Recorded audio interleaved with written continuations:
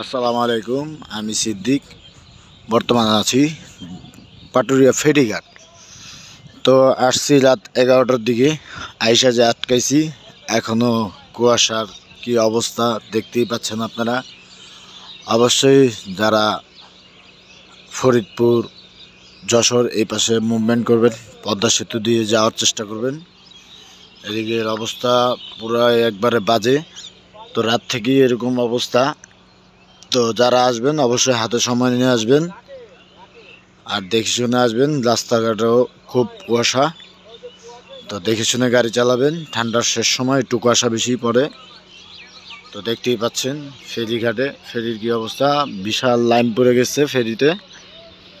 অবশ্যই এখানে ঘাটে 3-4-6টা ফেরি আছে, 6টা ফেরি লোড হয়ে গেছে, কিন্তু ফেরিগুলি ছাড়ে নাই। রাত থেকেই লোড হয়ে রয়েছে কিন্তু ছাড়ে নাই।